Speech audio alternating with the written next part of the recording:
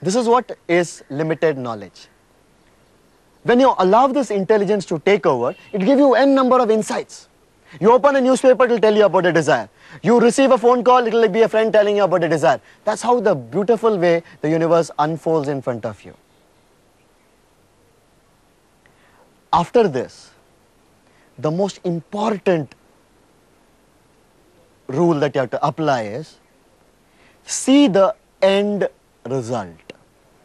The end result is the phenomena of you driving the car or the car being parked in your place. That would be the end result in this case.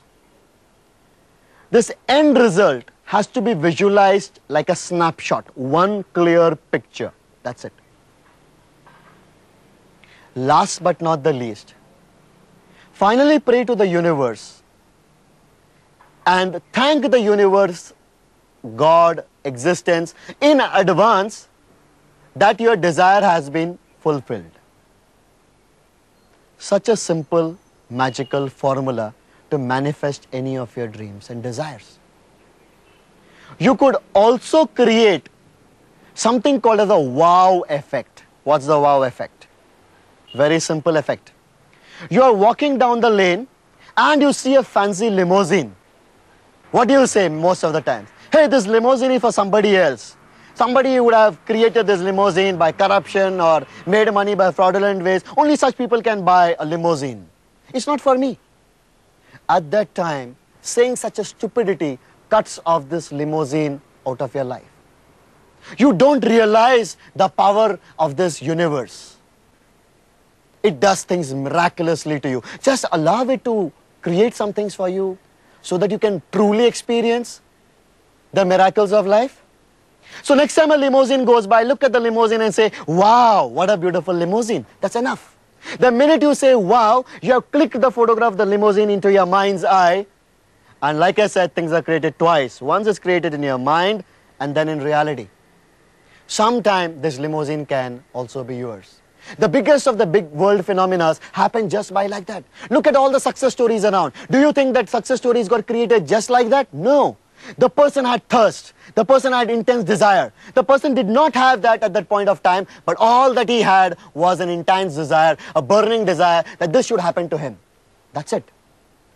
He or she allowed the existence then to fulfill it. You can also get into a habit of creating a desire book. I created mine many years back. What's a desire book? A desire book is a long book in which you paste photographs of whatever you want in life. And every time you just go through it.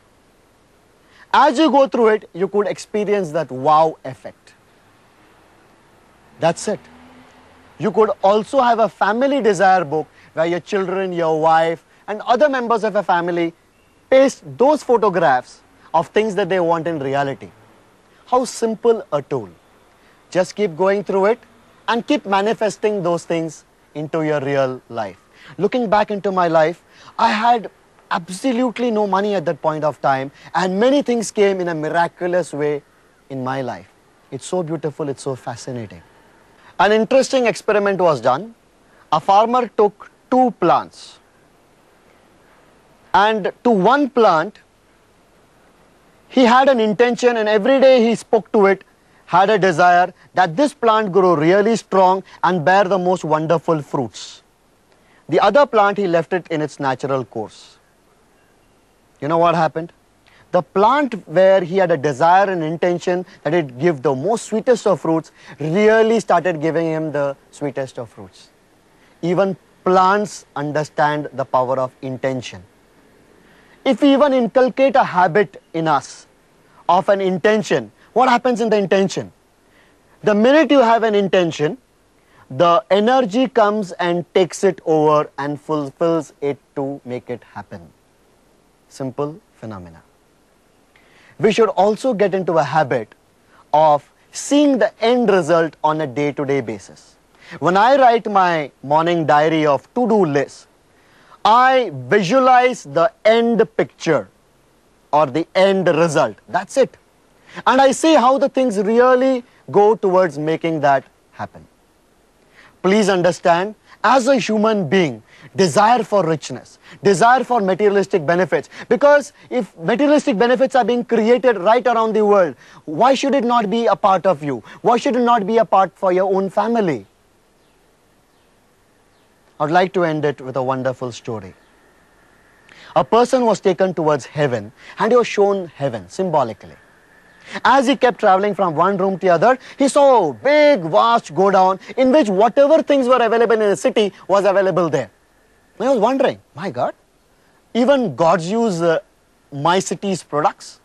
So he asked an angel, hey, tell me, what is this? I can't understand. The angel smiled and said to him, this is actually a godown of unclaimed goods. Unclaimed goods? I did not understand. He said, whenever somebody on earth desires and asks for it, we at the top start packing it and sending it to him.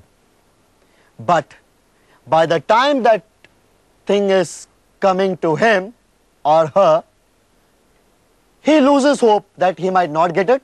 He kills his desire or dream, or somebody else kills the desire and he says, oh no, I won't get it. And then again we get back to the same place. Or he changes his mood. No, I should want this, then I should want that, I should want that. So become so confused, we put it back into the godown. Actually, these unclaimed goods are all for you. The angel said, claim it and we will reach it out to you. If you want to experience this reality of things coming from there into your own life, and some of you would have experienced it too, just you have to do one thing. Keep a desire, keep a firm burning desire and a faith that it is going to manifest into reality. Allow the intelligence and universe or God to take over, and soon you would have that thing, that material to enjoy.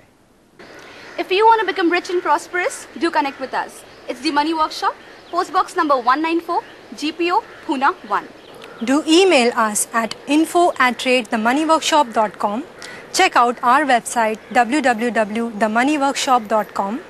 You could also read the bestseller I Love Money by Mr. Suresh Padmanabhan, available at leading bookstores.